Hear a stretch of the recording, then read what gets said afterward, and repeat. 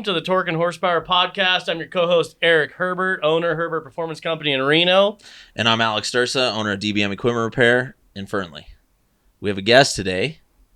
Dan Brewer, or as our next guest would call him, Dan the Man Levitan. I call him DB, owner of DB Cylinder Heads. Dan, introduce yourself. Yeah, you already did. Yes, gentlemen. Tell us, where were you born? When did you move here? Born in Yuba City, California. Nice. Moved up to the lake when I was 4. Moved down to Minden when I was 9. I've been there ever since. Pretty much, yes. Down in Douglas County. When did you start working on engines? Getting paid for it? 1979. Nice. I built my first motor when I was 15. Perfect. Little 327 Chevrolet. Nice. You started out a Chevy guy. Yeah. That's good. That's good. We all have our crosses to bear. Oh, tell me about it. I'm outnumbered in the driveway again. There's my old auto shop teacher. He had a really good saying, they're all pieces of shit, just some are bigger than others. Yep. So work life history, first machine shop to when you went out on your own. First machine shop was a little 2-man shop back of an auto parts store. That's the way they used to do it back then. Learned from a master machinist, really good guy, had a lot of fun. Did that for a couple of years. Moved down to Sacramento because I was young and dumb and had to do something else. It is. Yeah. So went to work in a production shop down there for 4 years. Had a lot of fun with the guys, but it was a long time ago. After that, I decided I was homesick, moved back up to Gardnerville. Started working out at Mount House for a gentleman, Larry Olson, with Indian Prototype Development.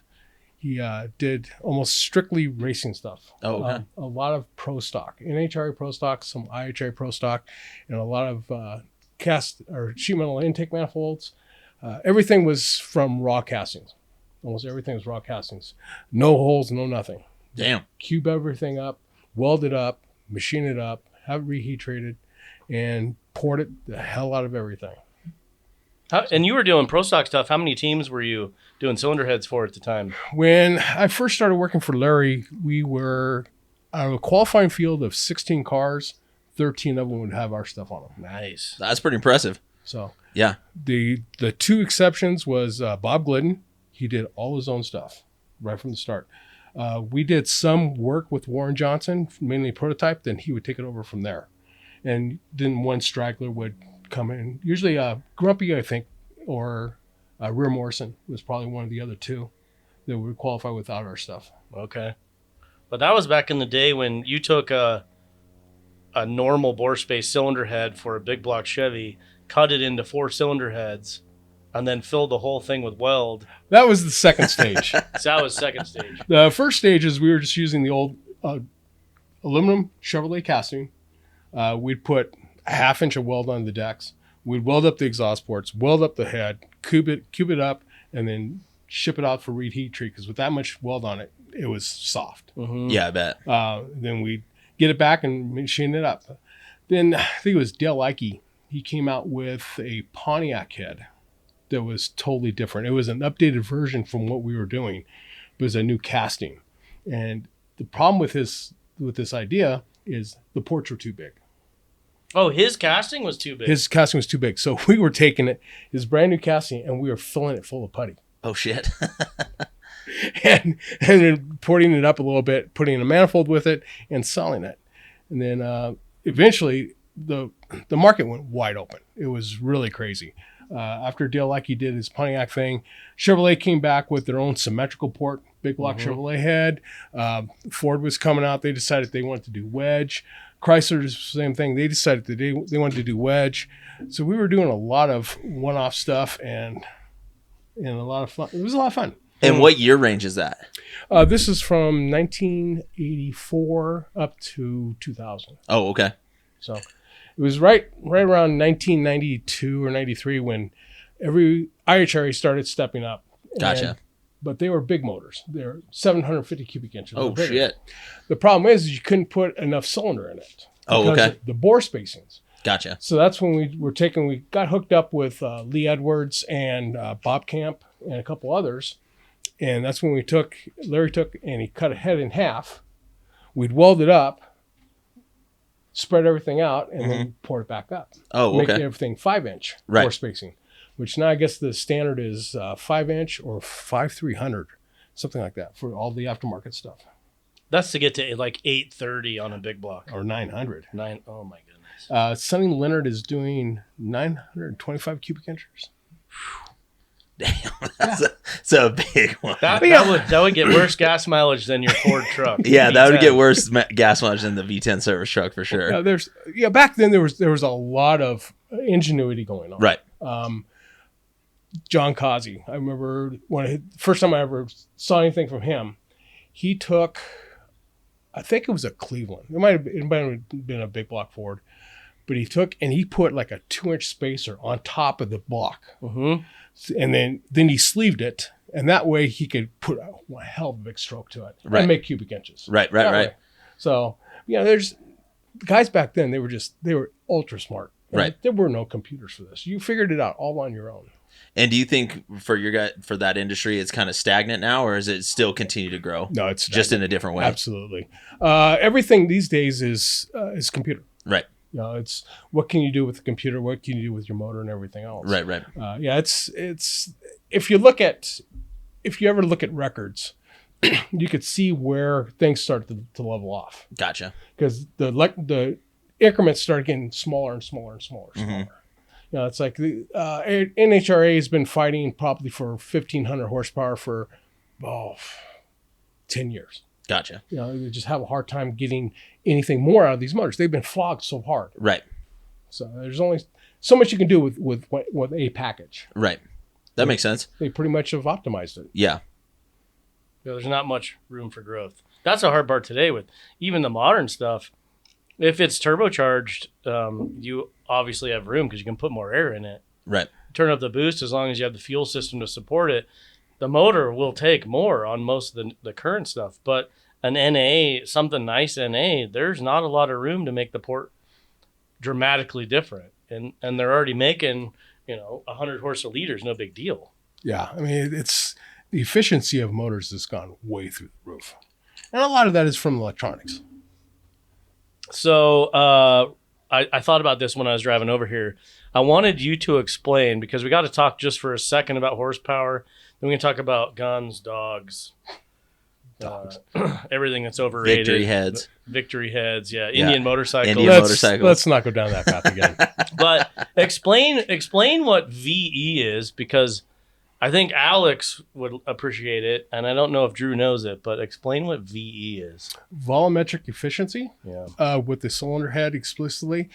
It's how efficient air coming in and going out is basically what it is. If you have like a 302, any model you want to decide, and typically on a 302 Ford, your VE is going to be down around 75%. And 75% is the air coming in compared to what's going out. Or how much of the 302 are you filling up? Are you filling up? Or are you actually using? Oh, okay. So at 302 cubic inches, you're only utilizing 75% of the air. Gotcha.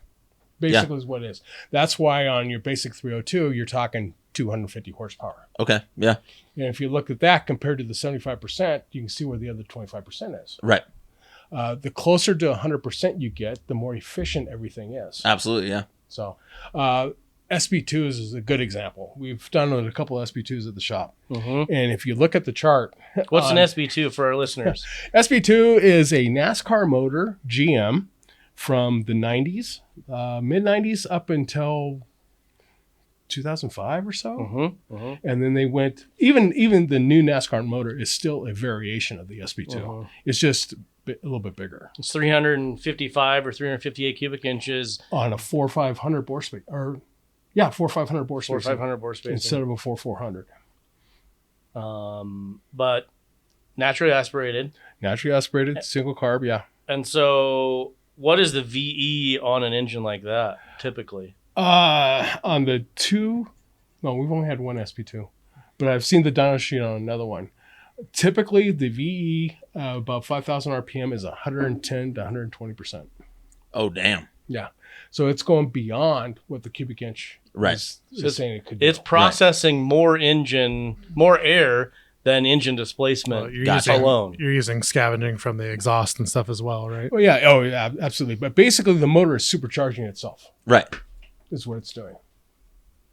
Well, I know on like snowmobiles back in the day, it's a little bit different because of two strokes and stuff, but they would drill the cranks on them to effectively make like a supercharger because the crank was spinning and it was pulling air in. It was the same. I mean, not the same as an SB2, but same concept. If you could get more air in the motor, it's going to make more power. Right. They did that with RC plane nitro motors too, where they used the crankcase and they actually put a reed valve in the back of the crankcase, so when the counterweights went by, it would push air into the intake track. Oh, and it was like free horsepower. Yeah, free horsepower. There you go. The thing's got to turn. You might as well use the air off it. Yeah, exactly. One way or another. Yeah. Very cool. So after EPD... Tony Hughes, which I worked with a little bit at EPD, he opened up his own shop in Reno, and he wanted me to come to work for him. By this time, EPD was going off to the side. All the R&D was going in-house because of CNCs. Once everyone got a CNC, they could grind up one and digitize it. And... Exactly. That's like Warren told me one time. He goes, if I want to make a change, I make the change in one cylinder. We digitize it. I put it in the machine. The next morning, I have a pair of heads to work with. Mm-hmm. Yeah. Mm-hmm. Instead of, like we would be 2, 3, 4, 5 weeks out to do a major chain on the cylinder head. Gotcha. All by hand. I mean, it makes sense because you're doing it by hand. Yeah. Yeah. So after that, just like I said, worked for Tony for just a little over 10 years, doing all kinds of different things. And he raced super stock? He raced super stock and stock eliminator. Okay. Super stock was with the Mendez brothers with a 70 Shelby. And then he raced his 72 Mustang Mach 1. And he's got a 428 that makes what? 429. 429. Or which one? The 429 is in his Mustang. His 71 or 72. And that's all cast iron? It was, yes. Back in the day, you had to be all cast iron and stock eliminator. You had to be all original in super stock. What was he making? He would make 530. Okay. That's not the same ones that married or killed their parents, right? That's a different Mendez brothers. Yeah. Okay. Yeah. Just make sure. I was like, fuck, you had a wild one, huh? Yeah. The 428, which is an FE design, that's in the Shelby. It, what was it? 770 last time we saw it. Wow. Naturally aspirated single carb. That's a big number. The other thing is the one thing with super stock is same style piston, I believe. So if you have a flat top, you have to stick with flat top. Oh, okay. Yeah, there were some limitations. And Gotcha. that's is that roller? You can use you can use solid roller, yes. Okay. Well, that helps. Oh yeah. Well, it's another friend of mine, Bill Williams, up here in Reno. They would race the 64 Comet with 289, and they were doing about 440 horsepower out of a 289. Yeah. Damn, that's awesome. with OEM heads. Oh, really? Yeah. Wow. Cast heads. That's impressive. That's super Did impressive. you do the cylinder heads on that one? Yes. God's gift to cylinder heads right here, everybody. Yeah. In case you were wondering, that's Dan Brewer. That's like with the Mendez brothers. Every time we touched the heads, he would pick up speed, pick up horsepower, pick up speed. Found out the intake was a big draw, so we did something different on the intake. And then some guy back east decided that he wanted to do CNC Ford FE heads. By this time, you were allowed to use aluminum heads. A lot of the racers, they petitioned NHRA to start allowing aluminum heads because the old cast heads were getting hard to come by. Right. They're getting all thrashed out. Yeah. So there's a lot of classes now in stock eliminator and super stock where you can use aluminum heads. Oh, okay. So, Alex, what do you got hopping this week? We were talking about customers before the podcast. Oh, boy. This week's been a rough week. I got broken service trucks. I got guys on vacation, and I got customers that don't want to pay. So, yeah, I pulled a couple guys from a job, put them on another job, and this week's been a long week. Yeah. So, how about yourself? This week, it's pretty light. 7 sets of pistons out for coating, 2 sets of pistons on order since February of last year. Is that 7.3? Yeah. Oh, Is it God. going yet? No. No. No, Molly. It's Molly, too, which I'm surprised. They bumped my ship date another month. I'm like, okay, it's been like the 17th time you bumped me. Right. Is it really going to be next month, or you could just tell me we're not don't going to make make these anymore. we're not going to make it anymore? Yeah. Go piss up a rope. We're not Right. doing it. Well, that's that first generation 7.3. Yeah, it's NA. Yeah. Oh, okay. It's NA, Yeah, huh? so it's not. Yeah. It's It's not- like a flat top yeah. diesel piston, cast, nothing special. Right. They sent me 2. Like 17-to-1 compression or some shit in that. I don't know what the compression is. We got that. I don't know. We're building a 2F restoration. Oh, God. It's a Toyota that weighs like 700 pounds and makes 122 horsepower. Don't quote me. It's not impressive, but Right. the guy is restoring those cars are becoming worth a ton of money original. So it's numbers matching, color matched, blah, blah, blah. It's a super nice motor. And he doesn't really care what it costs. It's frustrating for me to spend all that energy. Right. And it's going to make 123 horsepower. And it's going to get the same gas mileage as your V10 Ford pickup. Right. Like, oh man, this thing's terrible on gas mileage. But it'll be worth a ton of money and keeping it all original. That was a really popular car to do a small block Chevy swap because you'd take 100 pounds out of the car and add 100 horsepower to the car. Gotcha. But See, I need to do that. That I got ruins that Mazda B2000 I have as a service truck. LS swap it? That's what I want to do because why? It's got a custom made service body on it, and I'm sure at the time it wasn't custom, but like nobody runs mini trucks with service bodies on them anymore. So it's like an '82 Mazda B2000, and it's got a Redding utility body on it, and the thing's cherry. It's like it came off the lot, the service body. So I saw it on Facebook Marketplace. I was like, I have to get it. So I fucking met the dude up down on Neal Road and gave him the money for it. He took his subs out of it and I loaded up. I put a ton of fucking miles on it, but finally the front main went out of it. So my house to the shops, I don't know, probably like 10 miles, maybe a little bit less than 10 miles. And it only holds 5 quarts and it uses like 4 to get to the shop. So it's I always take it to like dirt bike races and shit just because it's fun. And we went to VCGP last year, and I got to the roundabout in Silver Springs, and it stopped. It just shut off and fucking locked up. So I pulled over side of the road. There's no oil in it. This is when it happened. I was like, that's fucking weird. So I, of course, carry oil because it's an 82 Mazda B2000. So I poured a gallon in it, and it was barely halfway on the stick. I was like, fuck. So we did the rest of it. I stopped at Maverick and got some Maverick engine oil for it because it doesn't care.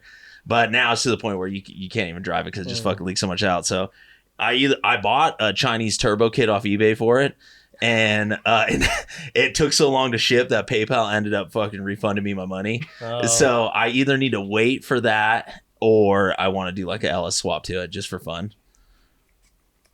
Well, he's the guy that loves to do LS swaps. Yeah. I don't think they make a kit for that though. No, they do make a kit for them. I can't remember what engine it is or what vehicle it is. It's like a Kia like Montero or something. You can't. It's something stupid like little SUV that Kia makes. Apparently, it bolts up and everything right to it. Your dash doesn't work, but other than that, you go from I don't know, an 82, it made like 61 horsepower or something, and you go to like 130 horsepower and it bolts right up. So I was like, that would probably be pretty fucking fun too. Yeah, it'd be a nice little if it bolts in. Yeah.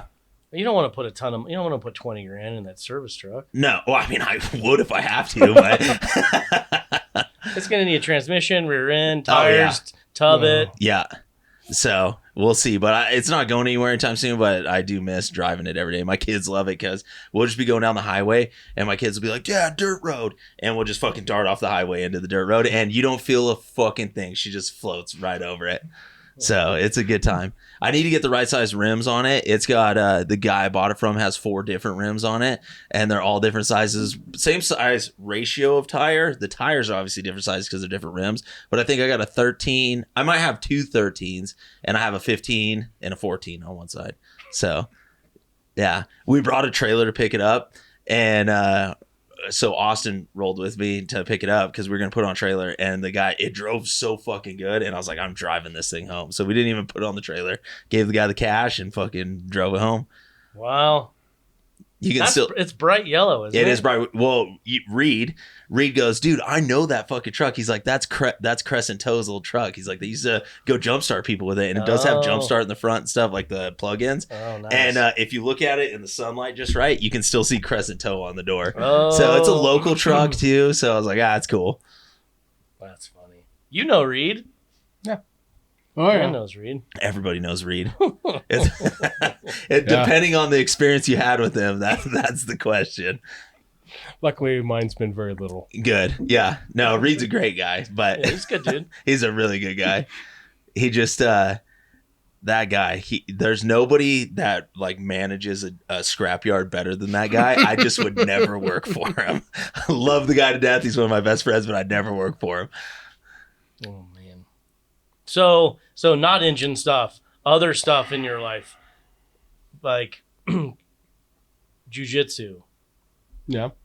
Talk about that a little bit. Tell us, like, when did you start doing that? How long did you do it? Started in 1998, practicing for 18 years. And you guys had a studio. You were an instructor. Yes. A lot of fun. It was a lot of fun. Good people. The jiu-jitsu we did was Danzanru, which is totally different than Brazilian. Ours is strictly self-defense. We don't want to go to the ground. We do standing. So I learned how to break and dislocate you. Nice. Several different ways. So you're a walking weapon. Yes. I could be if I have the right attitude. Oh, he's a badass. And these days, the attitudes are a lot. So, but for as much as I know, there's so many people that know so much more. And so some of the guys I worked out with, and some of the women, they are just so efficient at it and so fluid, and just it's beautiful to watch. It really is. You get some of the people in martial arts, and they're wonderful people. They wouldn't dream of using what they know unless they have to. Right. But if they have to, I feel sorry for you. Right. Because if they're within range, you're going to be in a world of hurt. Right. I keep saying that I need to do something like that because I've never done anything like that, but I got to find the time to do it. But I've always wanted to do something like that. And that's the other thing is you need to do it often enough so it becomes second nature. Right. Otherwise, it's not. Yeah. Yeah. Doing 1 or 2 self-defense classes, it's nice to know. Right. But you need to practice. Practice. Yeah. Just like with anything, the more you practice, the better at it you are. Absolutely. Yeah. It makes sense. But as I said, it was a lot of fun, a lot of years. My life and the other instructor was with me. Our lives just got too busy. Right. And we couldn't dedicate the time that we needed to for our students. Oh no, that's a big commitment. It really was for a lot of years. Yeah. You got any projects this week that are fun or exciting or interesting? No. Perfect. This makes for a great time. Yeah. Oh, they're just. Well, just go through the gamut, because in the last 5 days, I only know half the stuff that you've had to work on the last 5 days. Oh, I have all kinds of stuff that's going on. There's so much going on, and so much I have to get done, and it becomes not fun, but it's a necessity. Right.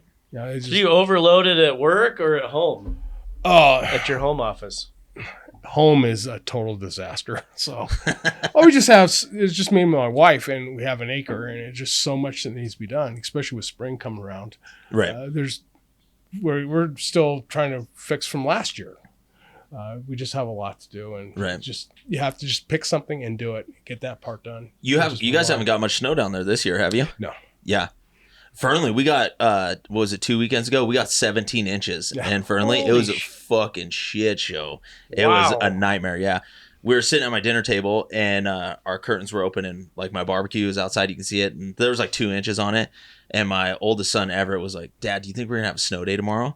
I was like, dude, you live in Fernley. We're not having a fucking snow day. Guess what? Yeah. By the time we got done with dinner, it took, 25, 30 minutes or whatever, us talking and stuff. We had 8 inches. I was like, it's still coming down. I was like, you're probably getting a snow day tomorrow. By the time I went to the shop, got my skid steer, cleaned up the shop so that the guys could get in the next morning. I wanted to bring my skid steer home so I could do my house and all the neighbors and stuff. And by the time I got back, it had completely quit snowing. Moon was out. It was like, I don't know, 11:30, and we had 17 inches at my house. Wow. Yeah. It was a lot of snow. I think the most we got out of that was 6 inches. Gotcha. And usually, like Reno and everybody gets fucking a foot, and we get 2 inches out there. It's nothing. Yeah. But we got like 7. Did you? Yeah. Yeah, just the way the storm came in or whatever, but it dumped out there. I mean, even Carson City usually gets nailed, being right up there against the hill. Yep. They usually really get nailed, but neither one of us, the Valley and Carson, it did okay, but Right. nothing like it has done. I think even Dayton got more than we did. Right. Yeah, I rent a blade to a snow removal company, and they had us move the blade to Carson City because they're expecting that's where it's going to dump at. Okay. They cleaned the parking lot with the blade in, I don't know, an hour or so, and then they had us move it to Dayton, and then they had us move it to Fernley, and in Fernley they spent 2 days there clearing snow. Yeah, and usually nobody clears snow in Fernley because if you just wait, if it snows at night, you wait till 11, there's no snow. It just melts itself off. Yeah. Yeah. But it was a weird storm. It was fun though. It was cool because when we went out to like the sand dunes and then like around my house and stuff is all hilly, and there wasn't a kid around on an iPod or an iPad or playing video games. Wow. There was 200 kids out on the hills just sledding. It was cool to see. Yeah, it was that's great to see. Kids are standing up on sleds, just yard sailing down the hill. So it was definitely entertaining. Oh man, that sounds cool. Yeah. The only thing that sucked is I went out there with Lane. He got his Duramax stuck. And then we called out this our buddy named Jacob. He got his Dodge stuck. And then Raul stuck the truck I sold him, the Ford, and it exploded the front drive shaft, the same one it did on me. So we ended up changing a drive shaft in it at like 9 o'clock at night. We went to Carson to buy one from Reed and then came back and put it in at like 9 at night. But it was interesting. Man. Yeah. It was just that thick, wet Sierra cement, so you can't ever get underneath it. You just float on top and then drag axle and you're done.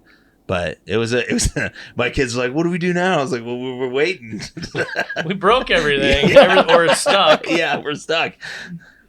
Need a snowcat. Yeah. Now. I know, though. I sold my sled a couple years ago and I haven't got one since. But I was like, we could have literally snowmobiled at the house, but it didn't work out. Yeah, the old razor to pull you out, though, right? Yeah, the razor pulled everybody out. Honestly, once you could get a little bit of traction, you would take back off, but it was just wet snow. But we were out on a sand dune, too. We have some sand dunes out in Fernley. That's where everybody was sledding at, was on the sand dune. So it was fun. Crazy. What, as far as engines go, is like doing heads, that's the thing that you like doing, or do you like doing the whole engine, or how does that work for you? Both. Both? Okay. Heads have always been my thing. Gotcha. Like, ever since I was working for Larry Olson, he really opened up my eyes to what is capable of doing something like that. Right. And what kind of power you can really make out of something. Doing the whole engine is good. I get tired of just doing cylinder heads. Yeah, so I can see that. And occasionally, the block and everything else balancing, that's good too. Yeah. I can turn and burn on a pair of heads a lot faster than you can on a block. Right. It's just easier to get them done and get them out. Right. So I can do more of a variety. Okay. But yeah, right now I'm trying to get everything I have running. That's my thing. That's my thing. Yeah. How many Fords do you have? Yeah. A lot. I have a lot.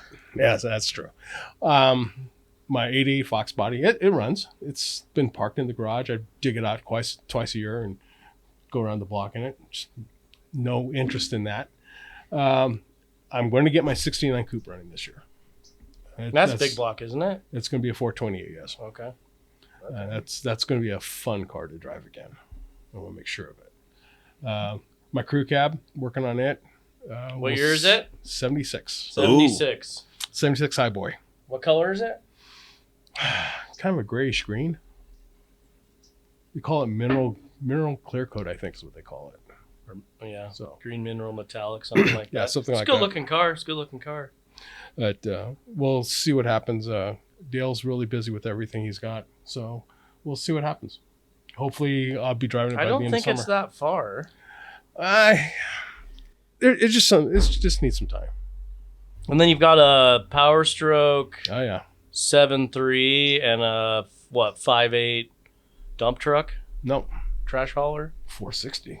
Oh, that is a 460 in it. Yeah. Oh, that also gets great gas mileage. Oh yeah, that's my old rust bucket. That poor old truck. Yeah, back in the 80s, the early 80s, the big three, they were horrible about trying to do something with their trucks. This thing is just a total 100% rust bucket, and it's rusted from the inside out. Right. Just the undercoating and everything is just horrible. So, but I decided, why buy a trailer to go Right. to the dump with? I'll just put some racks on this, and it runs fine. Right. Mechanically, she's fine. So I just go take it to the dump and come home. Yep. The wife can load it up with whatever, and I load it up and just keep going back and forth. Yep. It's So all what- back roads, so it's easy. What do you guys drive for daily drivers? Oh God, I'm embarrassed. Why? It's a friggin' Volkswagen. There's a Touareg TDI. Yeah, it is. That's probably the best Volkswagen they ever built. It is. It's very comfortable to drive. Very nice to drive. It was a good buy. Yes. It's been pretty reliable. Yeah. Turbo diesel, good power, good reliability, It's good fuel okay economy. power. Well, you want to turn it up. I would Yeah, turn it up. I'm not going to turn it up. I'm not going to turn it up. Because then we'll be rebuilding that thing. Yeah, exactly. I don't want to do that. The wife has a Toyota Highlander. So they do have some reliable transportation. She I when got 17 Fords and a Toyota. What do you drive every day? A Toyota. well, the Power Stroke, that's not really a Ford, so it's international. Oh, only thing still good on is the motor. No, that's a good truck. The Power Stroke. No, that's a nice truck. It You got is. a good deal. You did all right on that. Yeah, I did, and it's been very reliable also. The Toyota, that was she was driving a F-150 Mm-hmm. crew cab, fully loaded, and she loved her truck. And I said, "Hon, it's got 100,000 miles on it. Let's get rid of it while it's worth something, Right. and let's get you in something a little smaller. You don't need to be driving a crew cab F-150. You really don't." So what she really loved was the Ford Edge. The Sport, Yeah. little turbo Ford V6, really fast. Really, she loved it. And I was trying. I don't want you buying that Ford. I want something that's I know it's going to be reliable. Right. So when you talk about that, you really have to look at Toyota.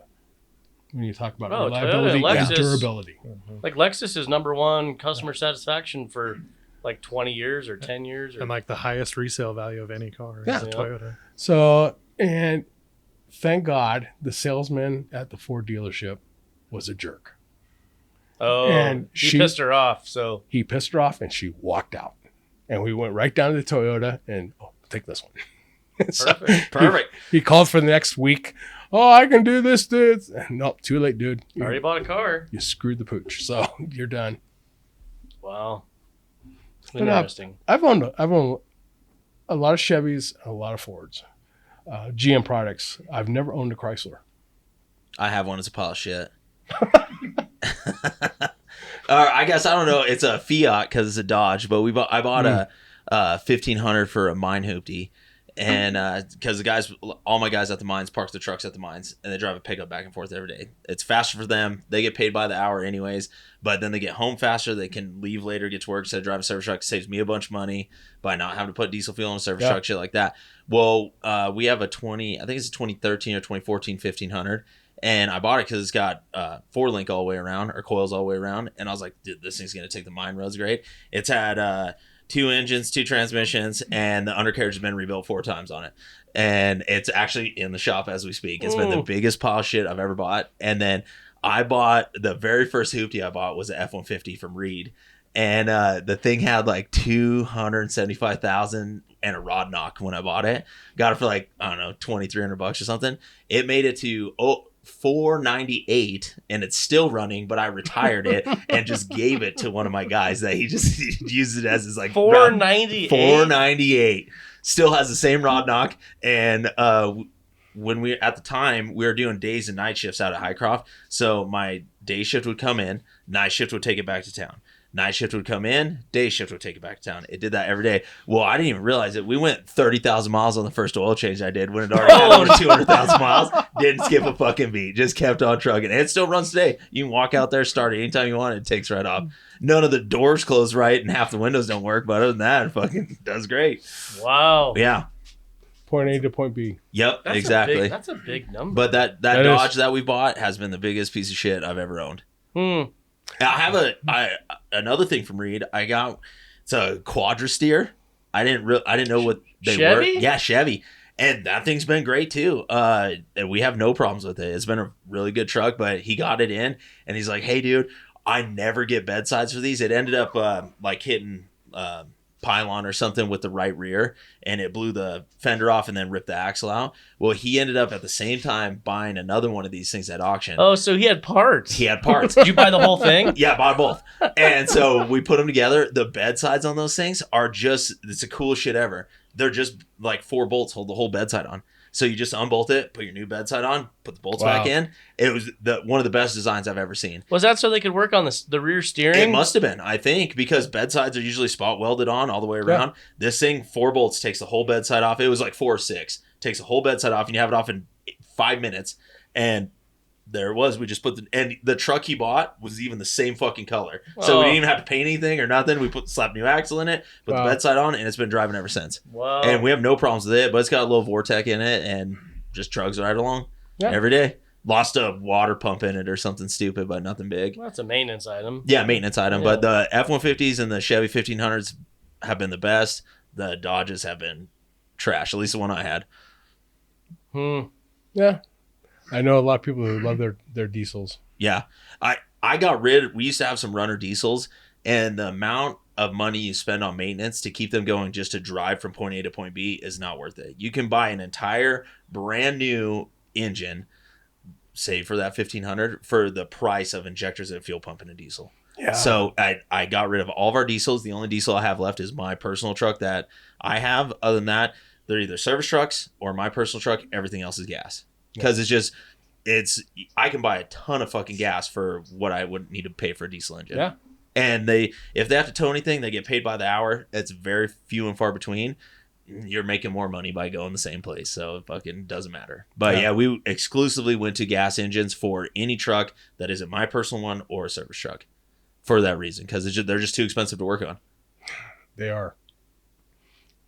So Dan, if someone was gonna get into performance engine building or performance cylinder head work in your footsteps, and they're maybe a college student, what advice would you have? Like, is the industry dying? Is there potential there? What classes should they take? I believe there is potential. Our industry is rapidly changing. You know that as well as I do. It's going to be way different than what I've been used to over the last 50 years, 45 years. It'll always be there, but you're going to have to be able to change with the times and change rapidly. Yeah, right. Is what it's going to come down to. Definitely learn about computers, especially automotive computers. When they first came out, like in the early 90s, the biggest problem is the computer people didn't know cars. Right. And the car people didn't know computers. So we had this big gap of people that didn't know what the other one was really doing. So there was a lot of, hodgepodge stuff. A good example is my 1981 Ford F-250 came with a 350 Windsor with what they called a variable Venturi carburetor. God. And it had a computer that controlled the distributor. And it was the worst system out there. As soon as I got that truck, the carburetor came off, went across the yard, distributor came out, put just a regular electronic distributor in it with a box, and we put a 2-barrel Holley on it. And it ran great. No more issues. But that's always been the problems with the cars and computers is nobody knew, except for, around the turn of the century, everything started to jive. What started to jive was the LSs. Yeah. The LS motor, it's a nice motor and everything, but everybody thinks the LS is, the motor is awesome. It's great. It's the management package. The way GM came up with that management package and the computer system and everything, it was a home run from the start. They were very smart about developing the whole thing. Back when I was working with Larry, we actually got a flow box from GM. They sent out, we understand, about 10 different flow boxes to different companies across the United States. Said, okay, here's what we're developing. Right. Do what you want with it. So we worked on it and did everything.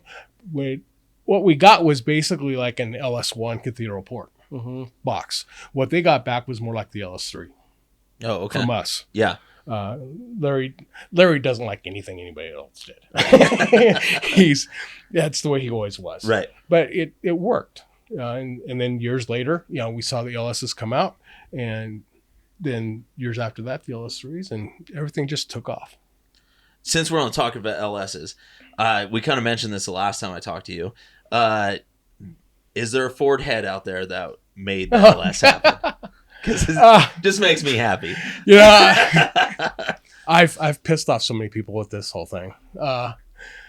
I tell people, I go, if you look at the LS, right, it's a Ford package. Right. Well, if you look at the block is basically the same design as an old Chrysler and an old Ford. Oh, okay. With the side skirts come down over the crankshaft. And it was a good design. GM was smart to pick up on it. Right. And that's their design. The cylinder head is almost an exact replica of a Victor Edelbrock head, small block Ford. Oh, okay. You put the two next to each other. Yeah. The valve spacing is different, and that's about it. You could take a Ford head and bolt it on an LS block if you knew what you were doing. Right.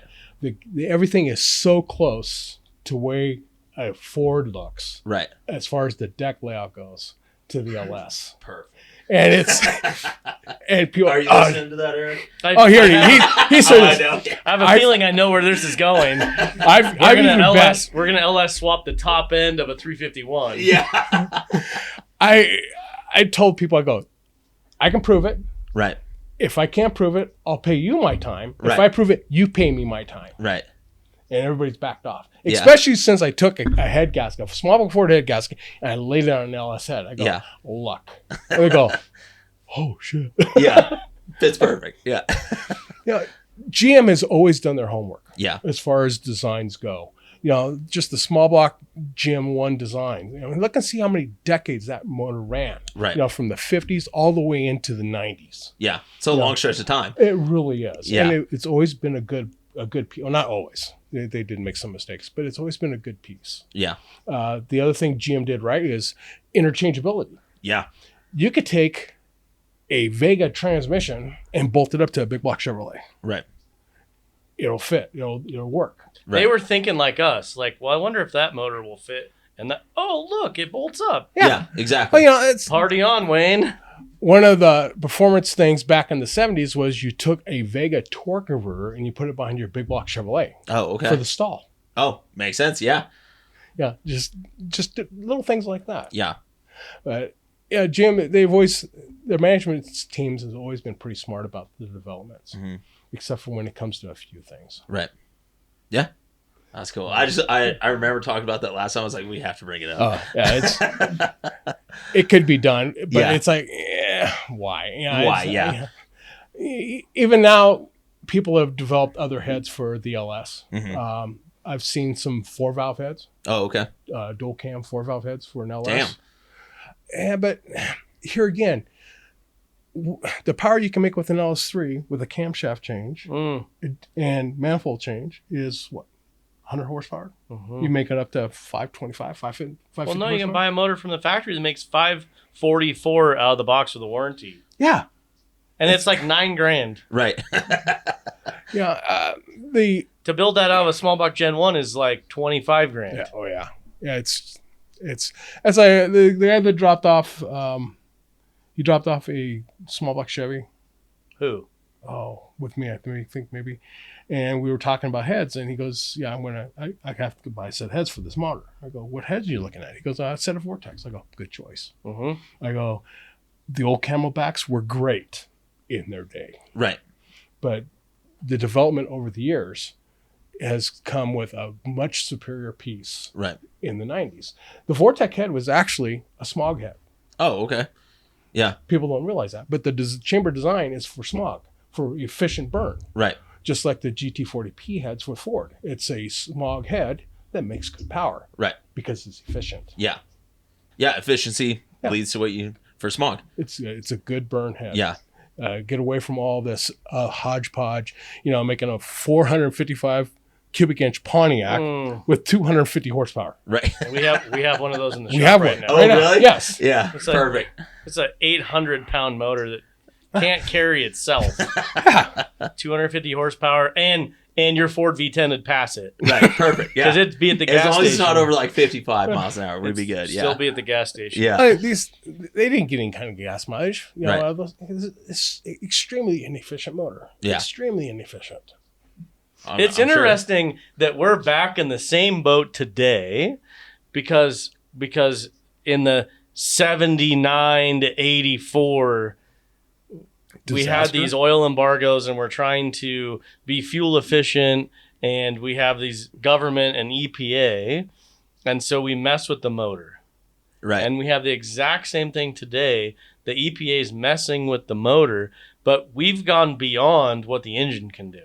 Right. Oh. And so now all these engines have problems. Yeah. Back in the 90s, Larry Olson knew all the head honchos at the Big Three. Because Right. we worked with the Big Three on racing development. Right. And one guy came in, he was stationed in Arizona at the test track for GM down there. And we started talking about smog requirements and all this kind of stuff. And he goes, the new 4-cylinder GM cars, you could pull it into a garage, let it run, and you wouldn't die from monoxide poisoning. Oh, shit. They burn so clean. Yeah. You'd get hungry and thirsty before anything else would happen. Right. They're just so clean burning back Yeah. then. But everybody's it can't be oil, it can't be gas burning anymore, Right. or fossils and all this other stuff. And now we're just opening up another Pandora box. Oh, yeah. With all the battery power BS that's going on right now. Electric cars are going to be great, but battery power is going to be a problem. Yeah. Well, in mining, with what we do, we have a lot of electric trucks. They're diesel electric trucks. They basically have the exact same setup that a locomotive has. And if you go over that like 250 ton, 240 ton market, the mechanical trucks cannot even remotely stay in the same ballpark as those diesel electrics. Yeah, so the diesel electric stuff, there's nothing that compares with it on the mechanical side just because of how efficient it is, but it's combining the two properties. They really haven't had good luck underground. They do have some battery like haul trucks and stuff like that because they are worried about emissions underground because they have to pump a lot of air in and get a lot of air out because there's no fresh air in there. Right. But they do have fires. They have issues when temperatures drop. Underground, it's not as big a deal because it's a pretty constant temperature under there. But the more cold air you pump in, now you're having issues because you're pumping a bunch of cold air in and shit like that. But the diesel electric setup is hands down, if you're wanting to move a lot of dirt, that's the way to do it. Yeah, you could talk to the people in Chicago about the electric cars. Right. Yeah. How many of them got stranded over this Right. last big? Yeah, Uber made out on that one. Oh, Yeah. Yeah, a lot of Ubers and taxis and everybody really made out. Well, and I definitely think like electric cars have their place. Oh, they and, do. And they're every year they're gonna get better and better. Just right now with the battery technology that we have, it has to get better for it to be usable for Yes. everybody every day. Right now there's a select group of people like Drew has one and it works great for what he's doing for it, or his wife Tara driving it works great for that. But for like me in a service truck application, that's not an acceptable use for it. I've been seeing a few of the electric trucks on the road. Yeah. Recently, my oldest stepson, he works highway patrol. Oh, And okay. he works commercial. He's been talking to some of the guys that I might know that guy. you might, especially since he lived out in Fernley. Okay, yeah, perfect. He talked to a couple of these guys, and they're long hauling from Reno to the other side of Sacramento. Right. And he goes, they say, they're great as long as you stay within the parameters. Absolutely, yeah. The minute you break out of those parameters, if you're hauling too much, if you're hauling too fast, right, you better beware, because the battery drop is going to dramatically change. Absolutely. And you might not make it to your next station. Right. So they have to be very careful about what to do. Yeah. And I do think in probably 10 years, we're going to be in a completely different place than we are right now. Oh, absolutely will. Yeah. There's no real spot. And I've talked about it on here before. There's a company called Edison Motors that's really pushing for like the vocational side of trucks. They are using basically all your normal truck components, whether it's Eaton transmit. Well, they use a Eaton electric drive instead of like a transmission, but they're using a Cat power plant. They're using all like Eaton air fittings, all that stuff. So they're still using air brakes. They're doing all this stuff that truck has, and they are converting it over to run. It's an electric truck with a diesel power plant. So there's no runtime on it. As long as the diesel engine's running, you have a runtime, but you're getting the torque of the electric, and you're getting a better efficiency, because when you turn that power into electrical power, you're getting more efficiency than you would with the diesel. It's the same thing as like the diesel electric haul trucks, and they've been having really good success. The problem is they're just really small right now, but I think in 10 years, we're going to be in a totally different spot than we are right now. Well, here again, GM being out on the leading front of all this, the new performance catalog that we saw. Oh, they have an electric swap. Oh, really? Yep. Bolts up to a Chevy transmission. No shit, huh? Yeah. A whole 200 horsepower. Yeah, it's 269 foot-pounds of low torque. power. Yeah. But I get it, because That's from GM. from Chevy as a crate, it's in the crate engine catalog. Really? Oh, here's this billet aluminum deal with electric motor on it. All the wiring, all the electronics. Bolts up to a GM transmission. It will go in anything that had a GM motor in it. I like the concept. A lot of people complain. Why is it only 240 horsepower? As a start. I wouldn't send out a 600 foot-pound package. I would. Because you'd have guys breaking their cars in half. Oh, absolutely, yeah. Like, I'm going to, instead of an LS swap, like, I'll just EV swap this thing, and then the car breaks in half. Well, when we were in SEMA, what was that company called? That was badass, where they sell those kits for whatever car you want. Basically, they'll build you a kit. Yeah, EV West. Yeah, EV West. That was make a lot really of parts cool for to see. They did side-by-sides, cars, pickups. They did it all. And, they were pushing big numbers, and it was cool to see. Super smart guys. But I think it just has its place at the moment. It has its place. It will take over eventually, but it has its place now. It's not a solution for everything. Right. They've like Baja 1000. They've been trying to do an electric car for like 6 years now. Yeah. Haven't got one to finish. What did you watch Dakar this year? They have like the hybrids, and they're I don't know what it was about them, but they kept getting flats. They kept having all kinds of problems. Like something about those EVs, they were not doing. Well, you good. had a ton of weight. That's the downside. And like I saw, it was ironic just today on Yahoo News. There was this thing about You're the only motherfucker I've ever known to still watch. Do you have an AOL still too? No. I do. Yeah, there you go. Yeah, Jesus Christ. He's like, well, I was watching MySpace today, and fucking. No, they had a write up about EVs. Like EV is really good on fuel. However, don't ask about the tires. Right. Well, that's fucking Hammer knows about that. What are you on your third set of tires on the Tesla? I think at least fourth. Yeah. I've had to test out. On it. Yeah. I've had to test out a few tires. different styles. Not saying you're the nicest to him, by no means. No, I don't know. It's weird. Now that Tara's driving it, it gets way longer life. That's weird. Yeah. Yeah, they were lasting about 10,000 miles a set. Yeah. That's terrible. And then they're about $2,300 to $2,500 a piece. Yeah. Or, for a set. Yeah. That's terrible. Were you trying to compete with what you used to do in your diesel truck? Yeah, he drives with. The problem is his dick falls out of the chair And then hits hits the gas that. pedal. Yeah, hits the fucking pedal, and then it's just full throttle everywhere. Yeah. You're probably too old for SpongeBob, but they had this episode when he's taking a driving test, and his toe would pop out of the shoe and push the gas pedal, and just thinking that's just Hammer just Just take it off. Faster it goes, the more excited he gets. Exactly. Yeah. It's a chain reaction. Can't help it. What's this hole in the dash? Well, It's all right, Drew. Yeah. it's all right. Anyway, we should close it up. We should wrap it up. Sounds good. Is there anything that somebody looking to get in your industry at this moment you would say that they should take into consideration?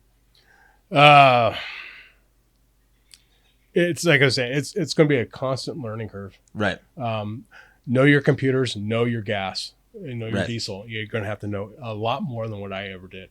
You know, back with me, it was electronic distributors were the hottest thing, Right. in the time. But these days, you're going to have to know, you're going to have to know code. You're going to have to know so much more Right. in order to work on something. And the old dinosaur mechanics are gone. Mm-hmm. You know, they're fading out. Those guys didn't know computers. Right. But the new generation, they don't know cars. Yeah. I have the same problem in my industry. They know how to plug it in, read what the code is, and replace that. Right. Troubleshooting.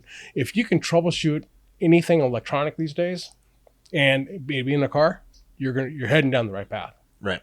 But you're going to have to be able to do that. Yeah. Not just look at the screen and say, okay, the computer says this. That's one thing about my industry, not to drag this on, but that irritates me is I do, the customers I have right now are for the most part really good customers. But when you're in a service truck, you have to know how to weld. You're also an electrician. You also know how to troubleshoot hydraulics. Yeah. You also know how to troubleshoot engines. You have to know, you have to be able to do heavy maintenance as far as like changing tracks and doing stuff like that. And you go to, say, I took my snowmobile into the player shop here in town, and it was like $190 an hour, which is more than I charge per hour to have a service truck. And this guy knows how to do 5 different things. Basically, he's a mechanic, he's an electrician, he's a welder. He can do all these things. And I think the more advanced we get, the more things you're going to have to pick up on. Absolutely. Especially when you start talking hybrids. Yeah. There you go. It's two worlds in one, right. Two big worlds. And they meet and work. So you're going to have to figure them out. Yeah, you're going to have to. There's a lot of good power being made by hybrids. Yeah, absolutely. Yeah, but it's going to be a constant change, especially for the next probably 20 years. You're going to see a lot of change in automotive technology. Oh, I would assume, yeah. We're just on the cusp of it right now. Hey, can you make me a note for the next one? Hybrids and tuners. Perfect. Yeah. Because there's a lot. I mean, that's like hours, but right. I'm on the same page. We'll continue this conversation. I want to remind our listeners, viewers, etc. We have a website. It's Torque N, the letter N, not and, horsepower.com. There's a real quick link that you can type in a question, send it. Love to have some listener questions. It could be about karate, jiu-jitsu, Fords, bore spacing, big block Chevys, the new current Pro Stock engine, which is pretty incredible. Ford V10s. If you have a Ford V10 question, I might forward that email to Alex. Yeah. And Dan could give you backup on that because Dan's seen about 400 of those when you were doing them for the Indian colony. Oh, God. They ran them on CNG. Oh, boy. How'd so that they go? just burned up. They're burning them down. They're burning them up. That was the worst thing ever. I mean, it's bad enough when you see tulip valves and everything, but when you see tulip pistons. Right. That's awesome. Pistons would literally melt down onto the rings. Damn. A really quick, funny side note. So I have this fucking electrician's, like, it would be like a utility company's truck. It's a Freightliner FL70 at my yard. It's got kind of a service body on it, not really. It's got a big air compressor on it, diesel powered air compressor, and then it's got a backhoe attachment off of the truck. But what ended up happening was this dude shows up, speaks no English, is trying to tell me that he's broke down, and I was trying to tell him we don't work on trucks. And then Austin started talking to him, and then dude calls his boss, talks to Austin. Well, this thing, they bought it at the Sacramento Ritchie Brothers auction. They're trying to get it to Denver, and dude just thought that it was diesel, but it's not. It's CNG. So of course, apparently there's nowhere to fucking fill up CNG, right? And so this thing's been sitting in my shop for 8 months, just out in the back. And I got a call. I don't know. What do you do? Like hook up your natural gas line to an air compressor to the tank? Because it's like 4,000 psi. That's the thing is this lady Oh calls my me God. and she's like, hey, I have a customer there that has this truck broke down in your yard. We are wondering if you can fill it up so that we can get it on a truck. Nope. And I was like, I have a crane. I can lift it onto a truck. But I was like, there's nowhere for me to get you CNG. I was like, I don't know. So I gave her, so I buy all my oils and shit through Interstate. And I gave them their number. I was like, if they don't sell CNG, maybe they can tell you somebody like if there's a company that comes out and pumps CNG. I don't know how that works, but that the dude's like, no gas. I was like, yeah, Rose fucking is out, buddy. I don't know what to tell you. Here's some beans and a hose. Yeah. And the dude got an Uber from Reno to come out and pick him up in Hazen, which is 40 miles, and brought him back to Reno. He got on a plane and went back to Colorado. And the thing's been sitting there ever You know since. what you could do? You could LS swap that thing with a cow. Yeah. Well, on that note, thank you very much for showing back up. I know we had some technical issues, but we appreciate it. Thanks, guys. Appreciate Thanks, it. Dan. Yeah. Have a good night. You All too. right.